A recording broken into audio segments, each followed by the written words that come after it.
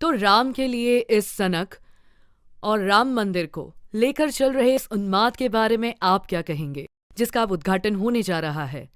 आप इसे कैसे देखते हैं? क्या ये सब सही है?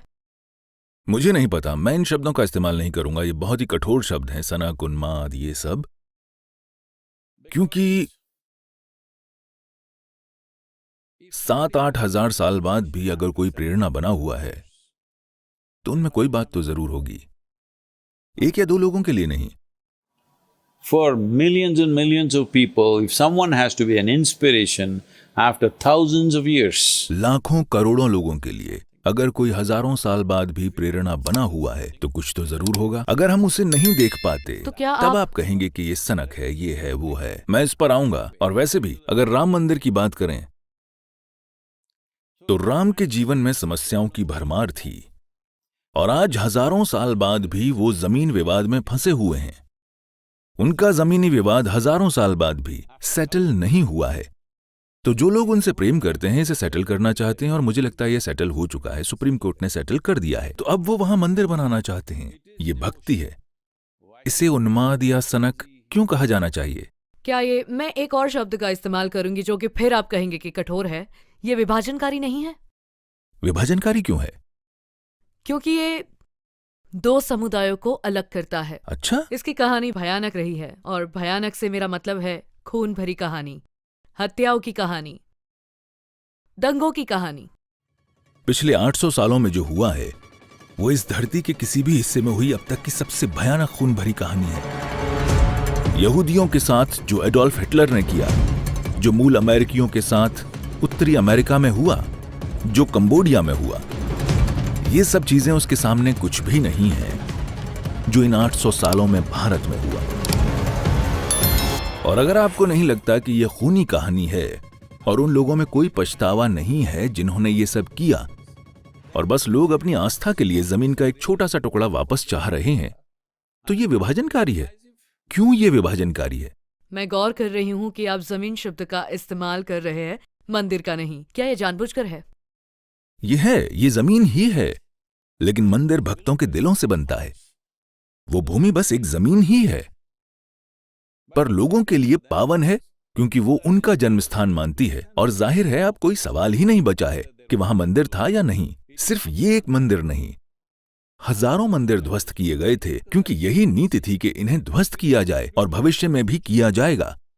अगर हम इन्हें सुरक्षित नहीं रखेंगे तो भविष्य में भी ध्वस्त किया जाएगा। आज भी पाकिस्तान और बांग्लादेश में ये हो रहा है। फिर ये विभाजनकारी क्यों है?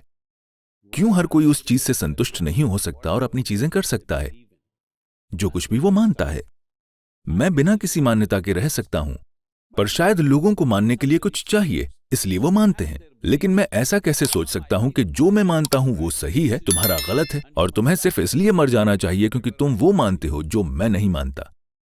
अगर आप इसका समाधान नहीं करते और ऐसे शब्द बोलते हैं तो ये सब क्या है? ये कहां से आ रहा है? आपने अतीत की बात की, अतीत की लड़ाइयों की बात की। क्या दूसरी गलती करने से पहली ठीक हो जाएगी? देखिए, कोई दूसरी गलती नहीं हो रही है, बस एक निवेदन है। ये 3 महान चरित्र, शिव, राम, कृष्ण, इनके हजारों मंदिरों को तोड़ा गया है। उन सब के लिए कोई नहीं कह रहा क्योंकि इतिहास को ठीक करना असंभव है और कोई सोच भी नहीं रहा है कि हम इसे फिर से ठीक करेंगे। नहीं किसी का इंटरेस्ट है। बस इन तीनों के लिए जहां इनकी मूल उपस्थित थी, वो बस अब उन 3 मुख्य स्थानों की मांग कर रहे हैं। इन्हें क्यों बिना किसी लड़ाई के नहीं दिया जा सकता? और लड़ाई है कहां? कोई नहीं लड़ रहा, वो बस कोर्ट जा रहे हैं। कोर्ट कोई लड़ाई नहीं है, वो एक कानूनी प्रक्रिया है। आप कानूनी प्रक्रिया को लड़ाई क्यों कह रहे हैं? आपने जीवन में कभी प्रार्थना नहीं की या मंदिर नहीं गए, या गए तो कब से जाना बंद कर दिया? और क्या आपने शास्त्र पढ़े हैं? मैंने बिल्कुल शास्त्र नहीं पढ़े हैं।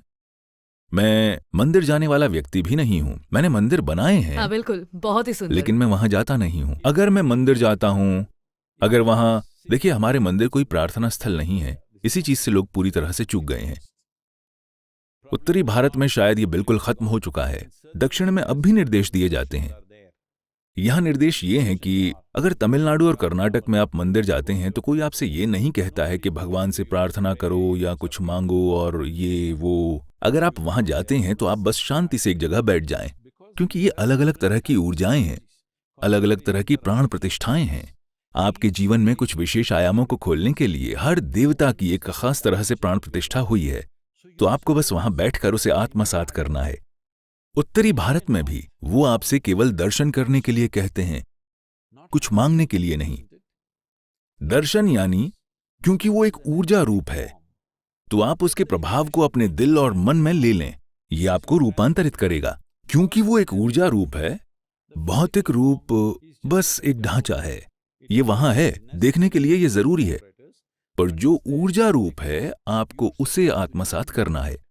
क्योंकि इस संस्कृति में, जिसे आप हिंदू कहते हैं, दुर्भाग्य से शब्द को बुरी तरह से बिगाड़ दिया गया है, या शायद और उचित शब्द सनातन होगा, पर वो भी आज एक खराब शब्द बन चुका है।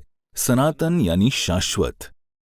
तो इस संस्कृति में कोई चीज तब तक शाश्वत नहीं है जब तक वो सबको अपने में शामिल न करे। प्रार्थना जैसी कोई चीज नहीं है। इस संस्कृति में केवल दर्शन होता है। इस संस्कृति में अभिलाषा स्वर्ग जाकर भगवान के साथ बैठने की नहीं है, बल्कि इस संस्कृति में खुद दिव्य बनने की अभिलाषा है। अभिलाषा खुद दिव्य बनने की है, क्योंकि जिसे हम दिव्य समझते हैं वो कुछ ऐसा है जो उससे ऊपर उठ चुका है, जिसे आमतौर पर इंसानी क्रिया प्रतिक्रिया वाला जीवन माना जाता है। देखिए, उदाहरण के लिए कई लोग, और अखबारों में भी ऐसा लिखा जाता है कि तेंदुलकर क्रिकेट के भगवान हैं, क्योंकि लोगों के मन में, कम से कम उनके समय में और आज भी, जो भी इंसान के लिए संभव माना जाता है वो उससे ऊपर उठ गए, बस एक कमबख्त बॉल को मार के, बस इतना ही। लोग कहते हैं सद्गुरु भगवान है, आपके फॉलोअर्स कहते हैं सद्गुरु भगवान है। नहीं, कोई ऐसा नहीं कहता। वो मुझसे रोज काम करवाते हैं। तो जब हम कहते हैं कि वो भगवान हैं, तो वो तो नहीं झुकेंगे।